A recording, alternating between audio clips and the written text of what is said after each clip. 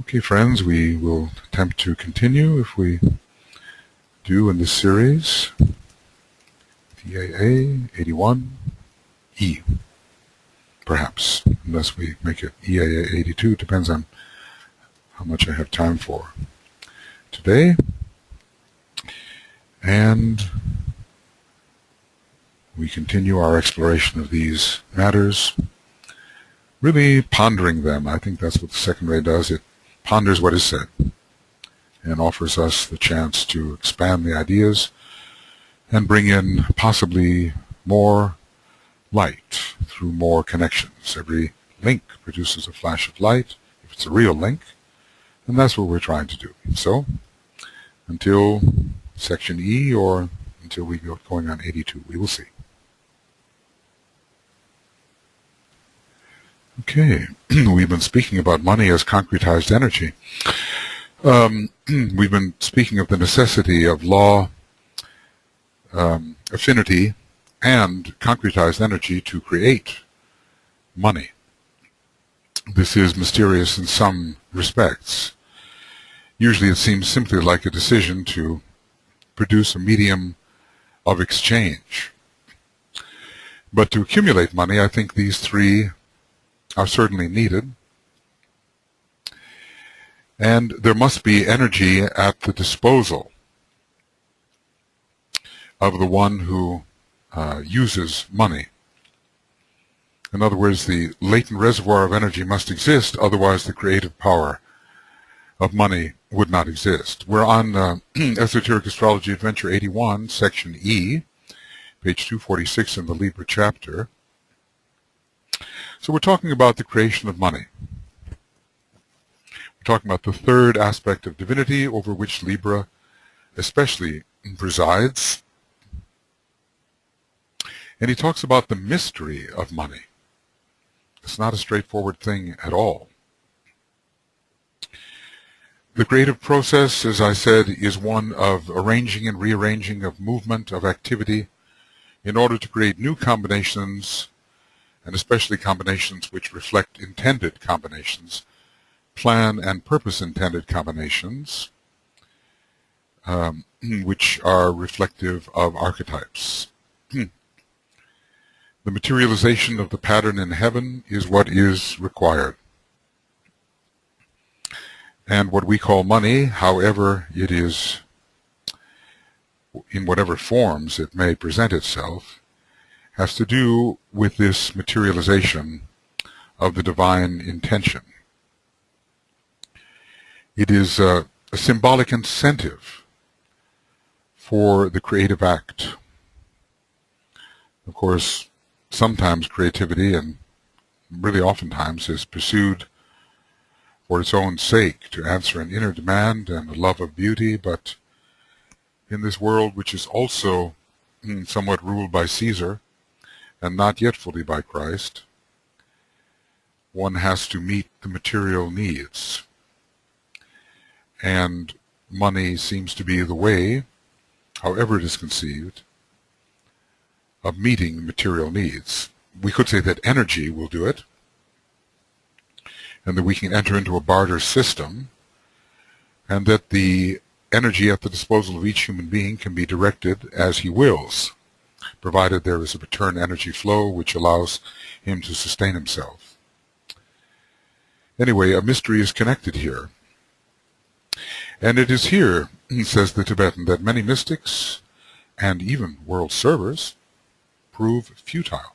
World servers? Even world servers prove futile. The mystic futility we can understand because there is a disengagement from the world. But world servers, well, you would think they would be more practical. It depends on how we use the word. They work from far too high a level.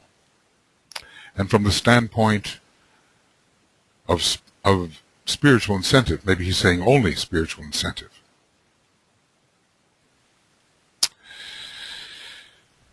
We have to be practical in our work so that we can concretize something in the third aspect of divinity. I mean, it's part of the soul infusion process on our planet. It's not just living in the soul, it's bringing the soul into matter. The seventh ray should help, and Aquarius should help. It will teach us how to be practical mystics and practical servers. They normally and naturally, because that is where their focus of consciousness is placed, work from the standpoint of the second aspect. But we have to bring these aspects together, don't we? Whereas it is the third aspect, equally divine and equally important. This is such an important emphasis, which must be invoked and evoked. Ponder on these words. We must call for, we must ask, and there will be an evocation or a response, but we have to even ask in the world of material energy, world of money. There was a man, DK, he played a fairly important role in the arcane school. I think he was Alice Bailey's secretary. His rays were 2-4, 4-2,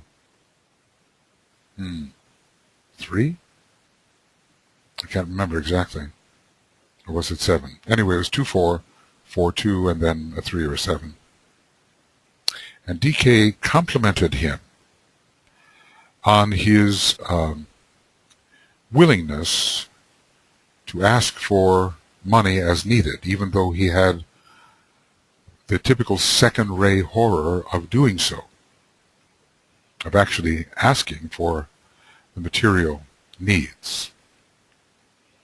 He overcame his reticence and acted courageously in this respect. Something, thought form has been attached to money that it is somehow not spiritual, a dirty something, something that only has to do with lower types of individuals, and of course that's a huge cleavage and does render mystics and world servers futile. So we actually have to ask, we have to be on the side of the law, that is, working with the plan. We have to express affinity with others and be magnetic and return to them something of radiatory value. So they are attracted not only by us, but what we do, which is serving the law of the plan. And then, of course, we have to exert the energy, which renders us magnetic, in line with the lawful expression of the plan. And then that is our invocation. We ask, we call, we invoke by lawfully attracting, through the use of our energy, those who can support these intentions, which are plan-based. The evocation will come. He asks us to ponder on these words. It is not the bringing together of spirit and matter as occultism understands these terms, because after all, that is a very high thing, the bringing together of spirit and matter. That's at the basis of all that has been created. Rather, it's something else. It's the relating of physical need and physical supply. This is something the seventh ray is excellent at doing. It controls the things by which man lives. The relating of physical need and physical supply, and the bringing together of two tangibles through the power of the creative imagination. That's part of our invocation too, isn't it? In the Tibetans' meditation for money for spiritual purposes, the creative imagination plays a big part. We imagine the flowing golden substance flowing out of the material sources and into the hands of the forces of light. We bring together two tangibles, that is, the need and the money, through the power of the creative imagination. So often, money is simply a symbol, and the giving of money is the symbolic transference. It's the These days, it's one internet procedure away. It's the changing of certain numbers. It's the movement of certain numbers will be appreciated as having the symbolic value of energy and would empower and energize the object of the transference. So we're not thinking of spirit and matter, we're thinking of that which must be done and this tangible, intangible something called money. It is for this reason that so many schools of thought prove so successful in materializing that which is required. They're not so much given to pursuit of the second ray, are they? While other schools of thought, and why other schools of thought so signally fail. They work from too high a plane and have not the ability to carry through. Seventh ray particularly gives this ability to carry through. So when you have seventh ray people associated with your organization, there is that kind of follow through and a determination to make things real, make things actual, make them appear, make them manifest. So we have to seek changes upon the dense physical plane, changes of a tangible nature, whether it's building a building, writing a book, things that have to be done. And we have to invoke the supply that will allow these things to be done. It's the invocation of a symbolic supply, okay, but it is a supply nonetheless. And the Tibetan is not being too concrete about this. He says, I've here given you hints which can be fruitful of result if interpreted correctly and acted upon from right motive. We have to set our thought form on the proper path, right? That the magician set his form upon the proper path.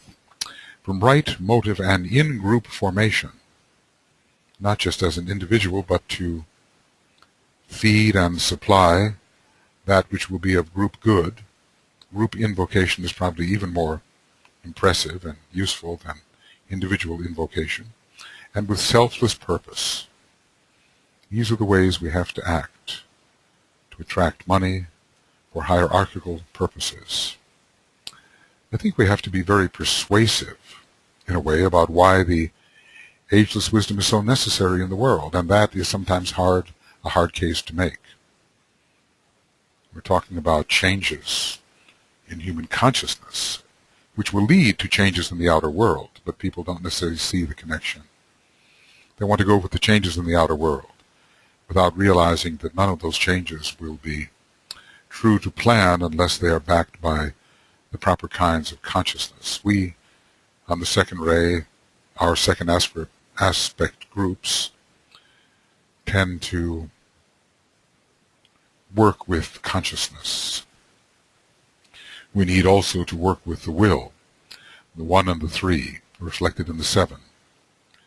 This is a financial combination. Have we been futile? What have we produced? What the Tibetan hoped for? I think not. Though probably some progress has been made, and usually he's more generous in his assessment than we are, because he sees all the different ways that good has been done, ways which are not obvious or visible to us. But anyway, working within the third aspect, right motive, the power of the group, selflessness, and the energy of love, of course. This is one of the key ingredients. Maybe we can call it affinity, as he seems to have other. We work within the law with affinity, and we realize that energy is waiting to be released. What is the magic that will release that energy? What gets people working for the cause, giving their energy, giving their money, giving their vital etheric support, working out in concrete physical actions? What motivates them? Selfishness will not. Self-interest will not, really, shouldn't. but the sacrificial, selfless purpose of an attractive group working according to a motive which has to do with the greatest good of the greatest number. These things attract money for hierarchical purposes. Through this planet Uranus, Libra is also related to Aries and Aquarius, and not to forget, Leo, really. And it is through Uranus that the great pairs of opposites, Aries-Libra, are brought into touch with each other in a very deep sense. Kind of interesting here about the Great Bear, Aries-Libra, and another planet, the Sun. Veiling Uranus, perhaps? Uranus is certainly connected with the Great Bear in relation to the bringing into expression of the creative hierarchies. If we went over here to excuse me, page 50 of Esoteric Astrology, you would see a tabulation to which I've often referred, and the very first one has to do with dynamic energy. And in it, we see the Great Bear and Aries Libra, the Sun veiling Vulcan, not Uranus here, and the second creative hierarchy. But the great pairs of opposites are involved with the Great Bear, and Aries Libra rather represent them. It's kind of like Aries being the first aspect, and Libra being the third aspect. So in a way, one is male, one is female. The third aspect of divinity uniting with the first aspect of divinity. Those are, in a way, spirit matter, according to how DK has been describing Libra in its relationship to the tangible. They are brought into, Uranus is a relating agent, really, just the way Mercury is. Mercury shuttles back and forth between the pairs of opposites. Perhaps Uranus electrically binds them. Aries Libra, symbolizing spirit matter, I think.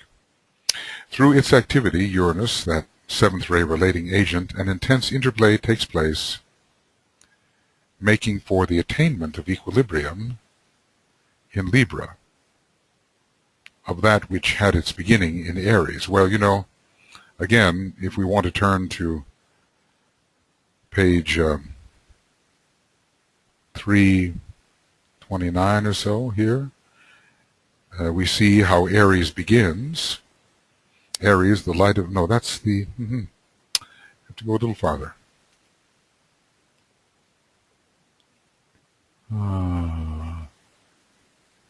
Yes. Hope this is it. Yes. Not 329, but 337. Aries Libra. Unstable embryonic beginnings, Aries, leading to the balancing of the lower psychic nature, Libra, and its expression through form. Embryonic desire for expression consummates in the passion of satisfaction. Lower love controls, and we're told here a little above about Libra that it is unbalanced fiery passion and human love, and here the same thing is stated in a different way. Aries goes to Libra, and Libra being one of the signs of consummation, or the bringing together of two in a summit, in a summation. But on the other wheel, reverse wheel, Libra to Aries, the achieved equilibrium at a point of rest provides the mental impetus for soul control. One sees the need of it, one evaluates, one weighs up the spiritual values. Passion is transmuted into love, and the initial desire of Aries becomes the full expression of love wisdom. In Libra, see how love wisdom is related to Libra. Desire to manifest becomes, that's in Libra, the aspiration to be. We have these, this interplay going back and forth. It's a complex interweaving, but what is said here has a little bit to do with what is said here. So 337 and beyond to 247 in the same book. So, through this planet, Uranus, Libra is related to Aries and to Aquarius, and also to Leo. And it is through Uranus that the great pairs of opposites, Aries, Libra, sort of the crown, Aries, and the base, Libra, interestingly enough, are brought into touch with each other. In a way, the Sun and Saturn are opposites, the Sun exalted in Aries, Saturn as the exalted and hierarchical ruler of Libra at the base of the spine. And there's another sense in which the Sun and Uranus are involved with the crown and the base, although Uranus is also involved with the crown, interestingly enough. And it has been said that the Sun, the literal Sun, functions as a kind of base of the spine center. So intricate are the interrelations. Through its activity and intense interplay takes place, making the attainment of equilibrium. Attainment of equilibrium in Libra of that which had its beginning in Aries. So this rushing forth, the Aries always upsetting the equilibrium, and eventually some balancing of the thrusting soul and the consequent personality is achieved in Libra. Even the balance of spirit and matter, but certainly the balance of soul and personality. So Aries, Libra, and Aquarius constitute therefore another triangle of power, which must later be considered. The consciousness of the one in Aries, the consciousness of the two in Libra, the consciousness of the many as one in Aquarius. Unity and diversity. Perhaps there's no more monolithic sign than Aries. It's about pure being, and it really signifies the number 1, where Libra, the sign opposite, certainly signifies the number 2. Aquarius, interestingly, contains a 3. It is the third sign backwards, counting from Aries. It conveys the third ray. But there's great diversity in Aquarius, but a unifying power. So the one and the many. The one, the two, and the one and the many are here related. Aries, Libra, and Aquarius constitute therefore another triangle of power which must later be considered. These triangles will, as I have earlier hinted, dominate the new astrology. I guess we have to see with what kind of triangle we have been working. Perhaps from our astrological chart, a significant triangle can be isolated, and with the successful expression of that triangle, we may find ourselves working. But how to isolate what is most significant? Of course, there is naturally a triangle between your ascendant, sun, and moon, and the higher triangle between the sun, the ascendant, and the sign opposite the sun. But whether they will be one of the triangles DK emphasized or not, probably the probability is against it. There are so many. But anyway, they will dominate the new astrology as we try to fit into the triangularization which sort of administers the divine plan. They will dominate the new astrology in a most interesting manner, not yet to be revealed, I assume, and condition the charts of those whose horoscopes are being considered, and I suspect, in this case, mostly advanced people and aspirants and disciples, I suspect, and initiates, of course. Libra is related, therefore, to 5 signs of the zodiac. See, we're building up the relations through the planetary rulers.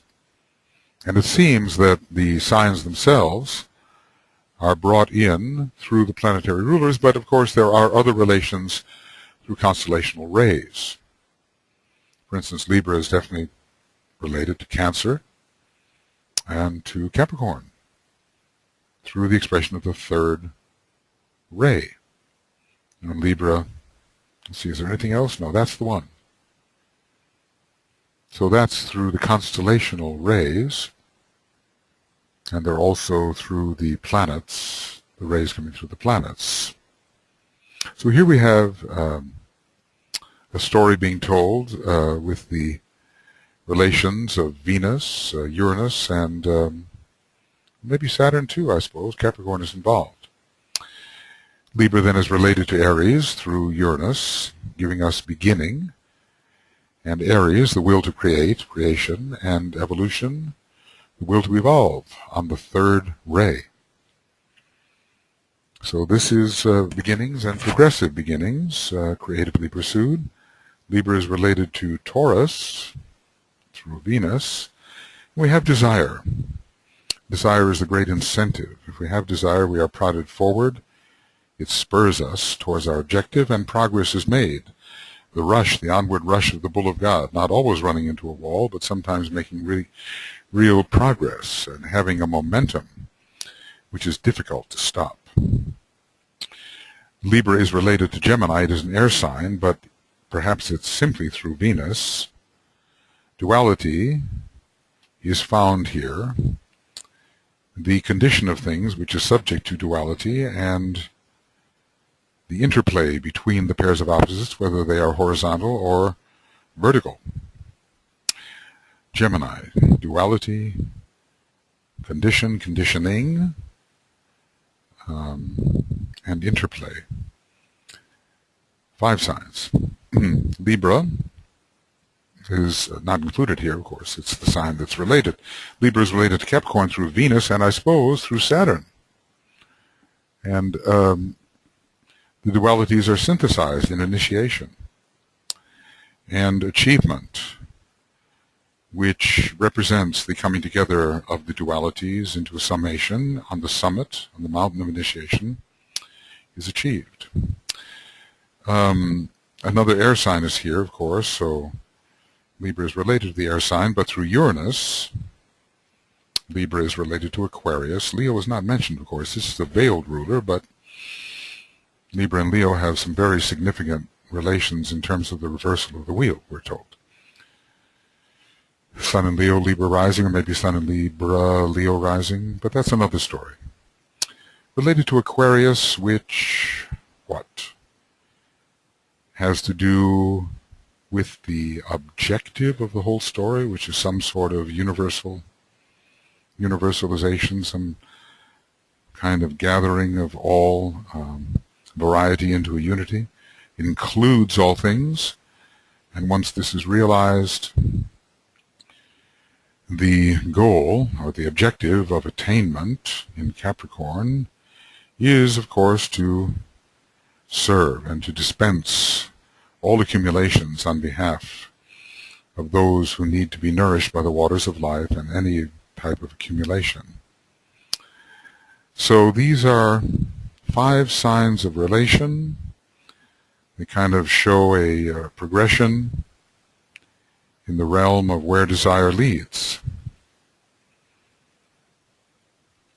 to the reconciliation of dualities and to their synthesis, which is an empowerment which includes many and offers service to them. So from the initial beginning, we come to a very full and generous service, a pouring forth of all that has been ingathered.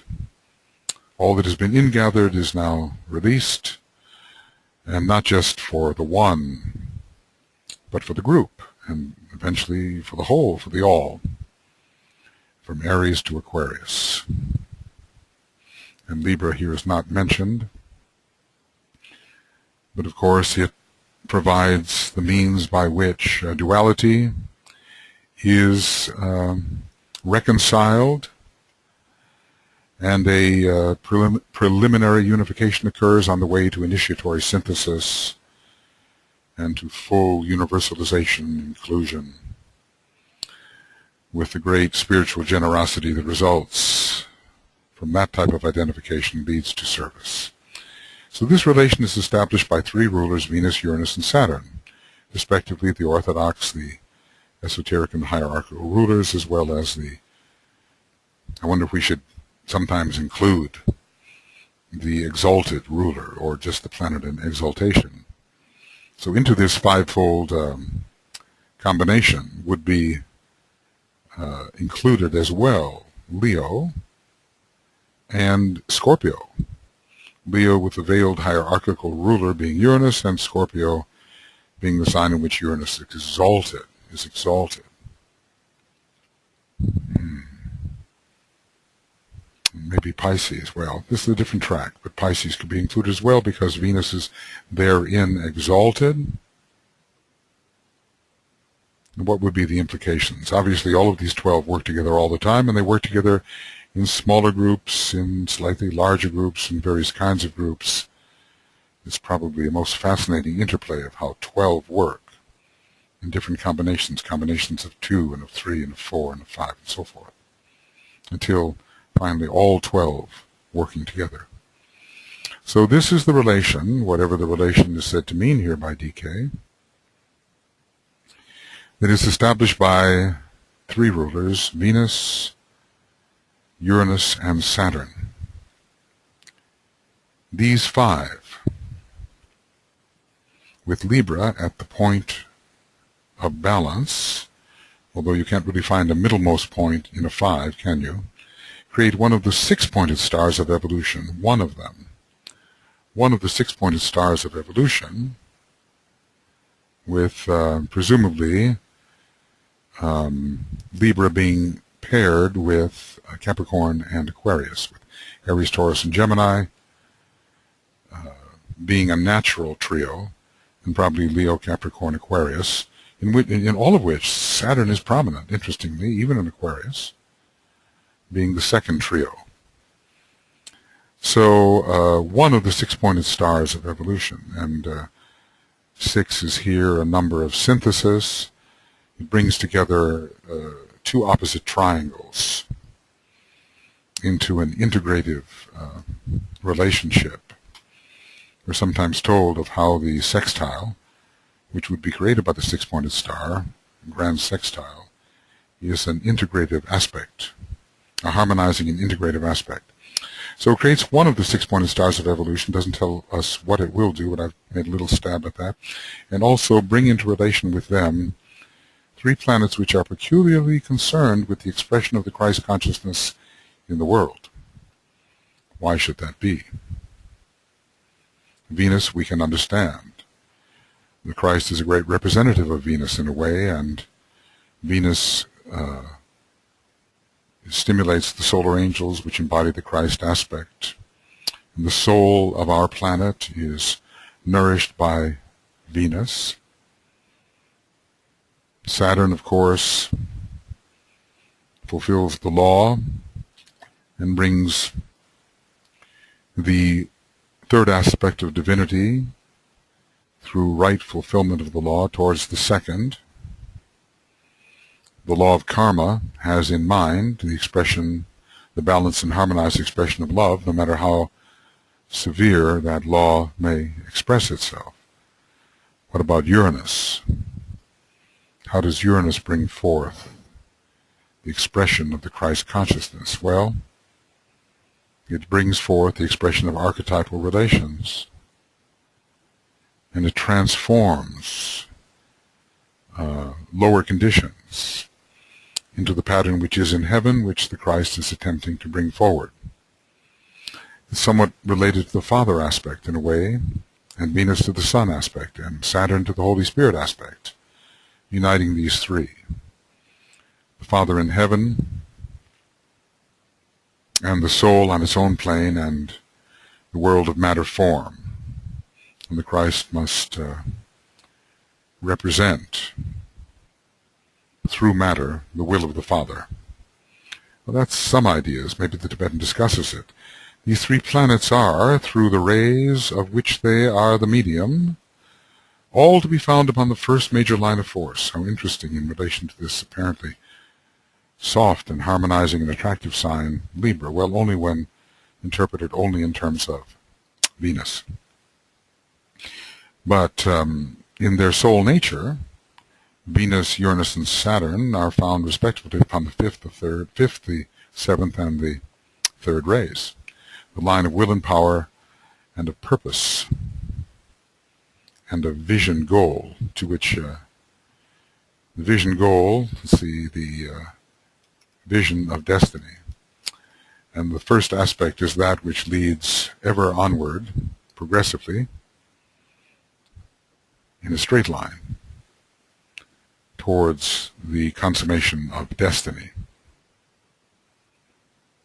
So he's connecting Libra with the first line of force. And we find law, sex, and money,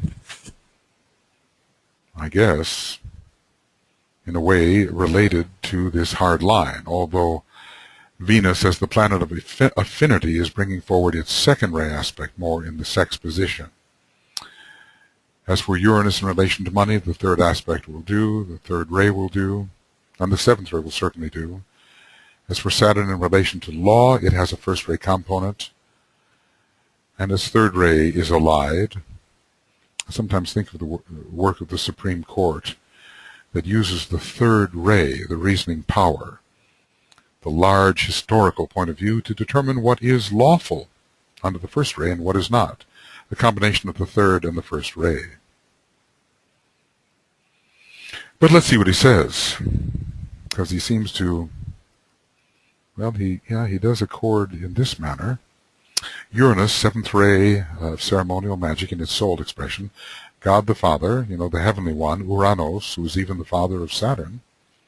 He who relates, as the seventh ray relates all things.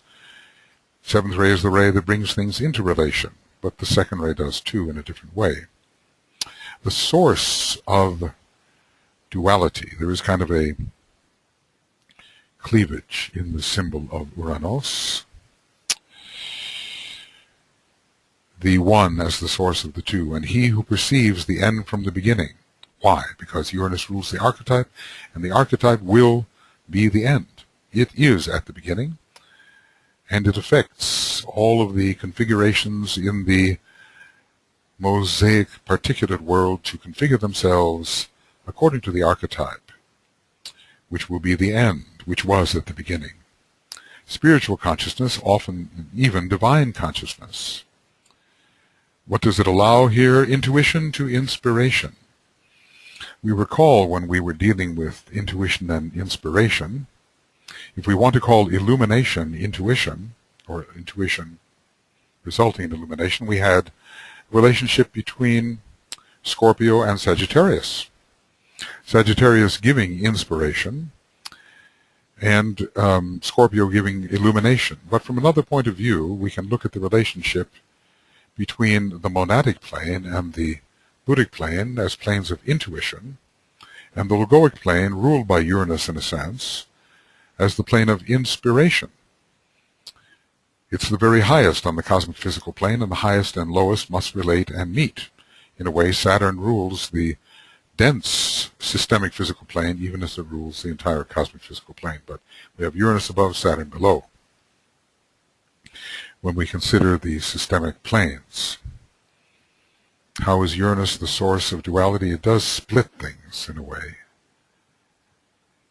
Kind of reveals the split between spirit and matter. Sometimes when lightning cleaves the night sky, it gives us a sense of what is heavenly and what is earthly. But I will continue to ponder on that. Anyway, from intuition to inspiration, Uranus is also that bolt out of the blue, which we sometimes call intuition, a sudden thought, an idea. But the idea is inspiring. It is energizing. It carries the breath of God, carries the first aspect. So Uranus, even though it, sometimes Saturn is God the Father, of course, or the Father aspect anyway, but God the Father, not just the Father aspect, is Uranus, yes. But strangely connected in the second ray line of force, which gives us Sirius, Uranus, how does it go? Sirius, Pisces, Uranus, and then the heart center and solar plexus center. Interesting. So these three rays are peculiarly the expressions of the Christ consciousness in the world. The Christ came to express the Father. He who has seen me hath seen the Father, and no man cometh to the Father except through me. And Uranus can be combined In that interesting triangle of Saturn, Uranus, Mercury, Uranus will represent the second aspect in that particular triangle, interestingly. Then we come to Venus. It suggests or expresses through its soul nature, the fifth ray of mind. It represents God the Son, and certainly it is the middle principle for man. It is represented by the solar angel, which is the middle, or informs the middle principle. Venus has a very strong second ray and sixth ray, thus associated with the God the Son. It's the sun of mind. It's the sun and mind combined. It's the second or sun aspect and the mind aspect combined. Interesting. He who includes, that's certainly Christ-like, isn't it? He who embraces, the second aspect does embrace, even though Venus is representing in its soul nature the fifth ray of mind. It is egoic consciousness. And it passes from the fifth ray of mind, which is certainly the intellect, to intuition. Venus is Buddhically developed at this time and is connected with the sixth subplane from below above of the cosmic astral plane. So that's sort of the Buddhic principle, the sixth principle on the cosmic astral plane. It's associated with both 2 and 6, interestingly. At this time in its development is Buddhic in its nature at this time, whereas the Earth is not quite there. He who includes, you usually think of Jupiter when you think of that, but it is the loving, harmonizing, unifying, embracing, thou art that, inclusive, egoic consciousness. And the ego is found connected with the numbers 2 and the numbers 5. It is the second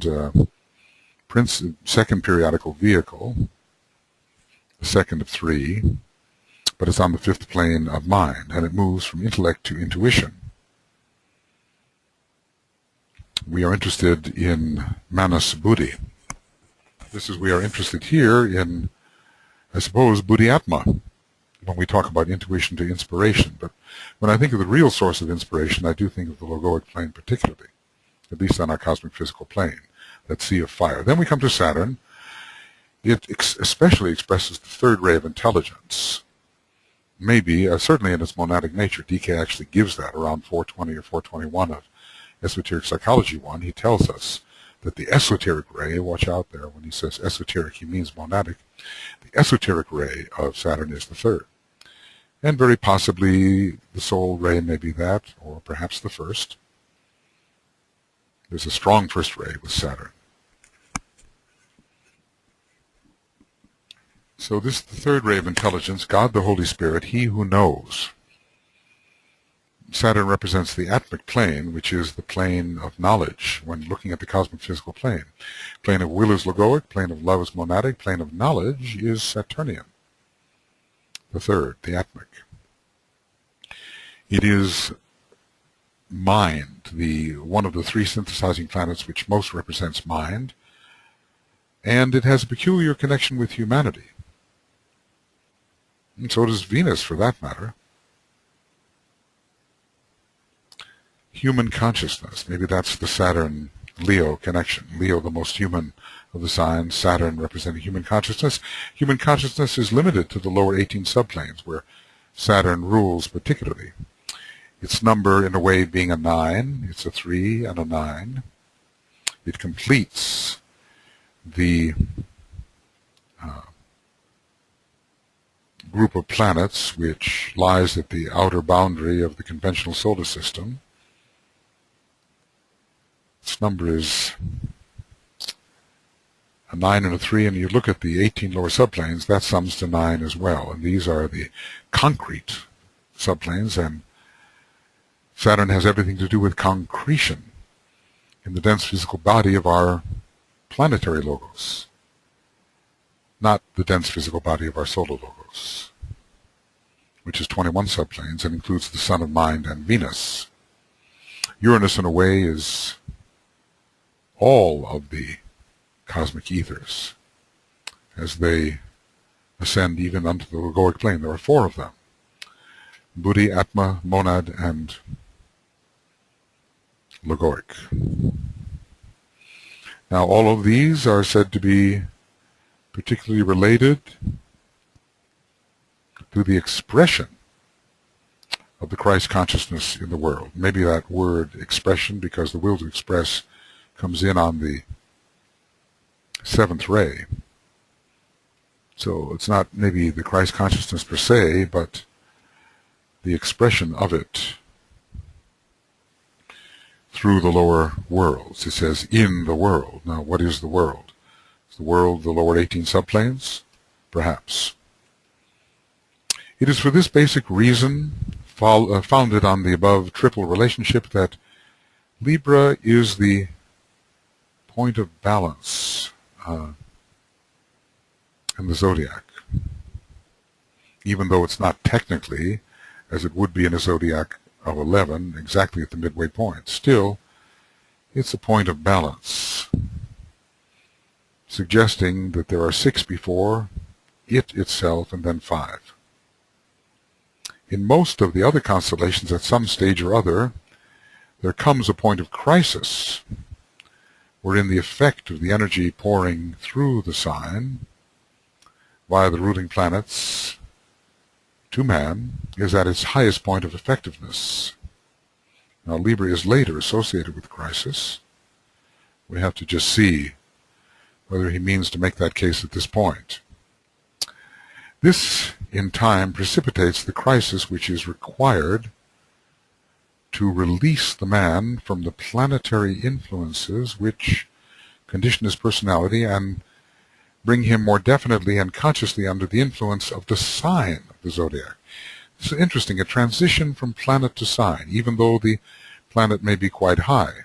So, a transition from planet to sign. At first, I suppose, we will be more ruled by the planets which are associated with our important signs, and later, as we move towards soul and spirit, more influenced by the sign itself. After all, the Lord of the constellation is a greater being than the Lord of the Lord of a planet. Now, he will, before long, relate Libra as a sign of crisis. But here he doesn't, at least not as crisis is described in this section. There is a highest point of effectiveness. A highest point of effectiveness. The energy through the sign is at its highest point of effectiveness, and this precipitates a crisis, a turning point, something that must be done, something that must emerge, which is related to the release of the man from planetary influences, even from the hierarchical ruler, we might ask, well, at least which condition his personality.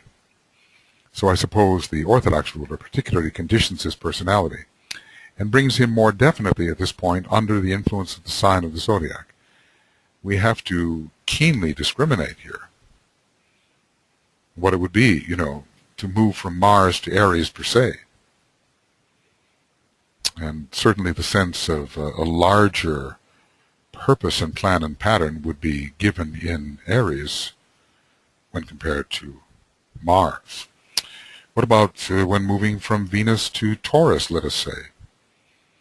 Well, Venus has all of the love of beauty and magnetism and a certain measure of the light, but Taurus has a still greater light and understands somewhat what is the light of the spirit. So you can understand a movement there from Venus to Taurus, and we could go through all of the Orthodox rulers of the signs and see what might be the transition after a crisis, which would move one from planetary conditioning to come more fully under the influence of the sign itself. Now, will this happen in the case of the esoteric ruler and the hierarchical ruler? I'm not sure, because the word personality is mentioned here, and the esoteric ruler and the hierarchical ruler are not so concerned with personality conditions, though they may be concerned with the expression of the soul through the personality.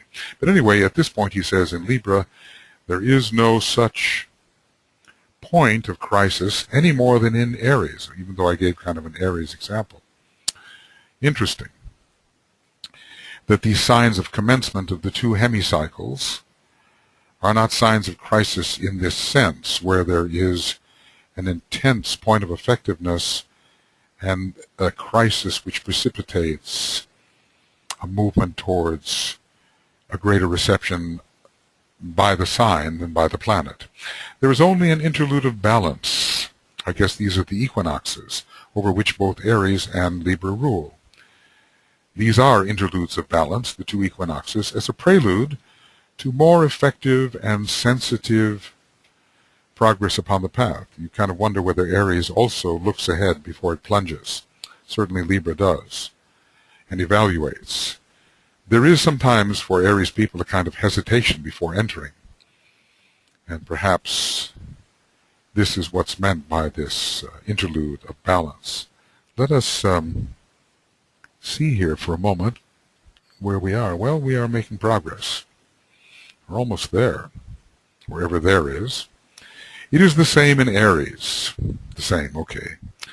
I mean, after the entire progress around the zodiac, we reach Aries, and we have to decide, how shall we plunge? Well, let form again be sought, but that's one way of looking at it, but not when we're going counterclockwise. Then I come forth, and from the plane of mind I rule. So presumably there is an evaluation of where to put that energy, although Aries has the tradition of the one that plunges in, perhaps without hesitation. Now, what I am saying is, for the Aries people I know, there is often hesitation, or what Dane Rudyard called fatigue before the act, not after the act. Interesting. Almost like a feeling of being overwhelmed by that which is to be undertaken. But anyway, not the crisis that releases into the meaning of the sign so much. This is surprising to me a little bit.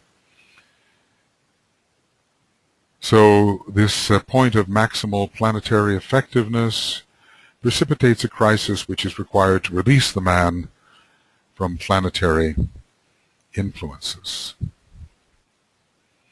which condition his personality. Maybe hierarchical rulers don't. And bring him more definitely, he's already been somewhat under that influence, and more consciously under the influence of the sign of the zodiac. And I suppose the sign of the zodiac at a certain level of expression. Maybe there's always a transition from the planet to this greater constellational lord, or the energy of that constellational lord. So anyway, even in Aries, there is only the interlude of balance as a prelude to more effective and sensitive progress. Every time you begin a hemicycle, you have a new opportunity. Aries, the beginning of the first hemicycle, and Libra, the beginning of the second, depending on how we look at the numbering of the zodiac. It is the same in Aries, as it is esoterically said, before creation, silence, and the stillness of a focused point. I suppose the mature Aries enters into this pre-creative silence, envisioning the whole thing that lies before, and the stillness of a focused point. This reminds me a little bit of that point of light to be found here again in the Cancer chapter, interestingly, right here in Aries, the light of life itself. This is a dim point of light found at the center of the cycle of manifestation, faint and flickering. It is the searchlight of the Logos, or any Logos who's about to create, searching what's to be created, I suppose, seeking that which can be used, before plunging in, an interlude of evaluation. So this is new to me in a way, although experience seems to confirm it. Seeking that which is to be used for divine expression. These are interludes. Before creation, silence, and the stillness of a focus point. This applies both to Aries and Libra, the one perhaps creating more individually, the other more in the group sense. But he says the one in a cosmic and creative sense, and that's Aries, and the other in an individual and progressive evolutionary sense, it's one of the human signs, and that is Libra. What a rich chapter this is. Of course, you see, the Tibetan has so many relations to reveal to us that his method is anything but linear. A-B-L, anything but linear. And as a result, we are enriched in each chapter with many connections to other points of view. He doesn't want us to consider anything outside of relation. He is then giving us what we call a lesson in pure reason. In pure reason, we understand the relation of all things to anything and of anything to all things. And we do not look at things purely in fifth ray isolation, as is at least done when we are using the fifth ray at the beginning. There's a whole network of relationships under the second and third ray, and I think the Tibetan is strongly influenced by both rays, but time will tell. He's going to say the following planets and their rays govern the cardinal cross, of which Libra is one of the points. Well, I think I better reserve that until the next program, whenever that occurs, because this is a complicated and intricate interrelationship here, and it's better not to begin something and then sort of rush through it.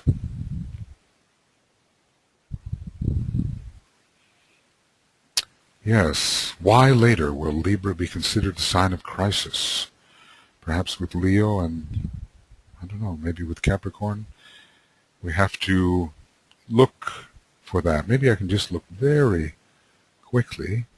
And Libra and crisis. 13. Woo! Okay. 1, 2, 3, 4, 5. Libra. Yeah, here it is. Look, there is a crisis. Signs of crisis. And the other 9 are not included. Leo, the crisis of individualism or individualization.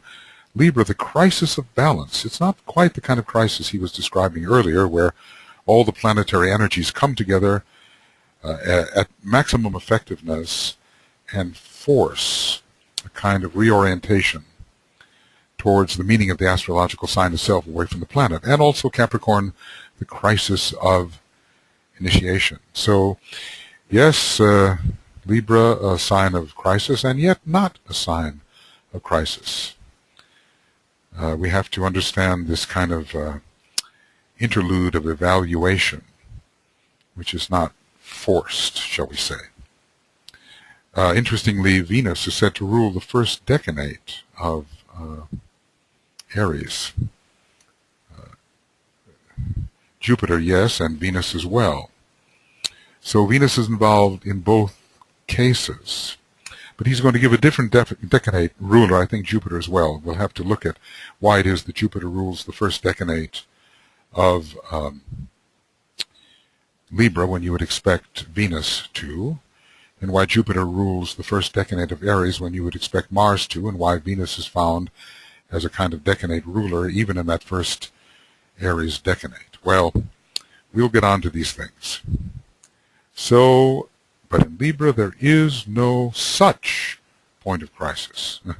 Maybe that particular type of crisis, where there is the crisis of the balance, causing, I suppose, some sort of action to break the balance. Anyway, we are at the end of Esoteric Astrology 81E, page something.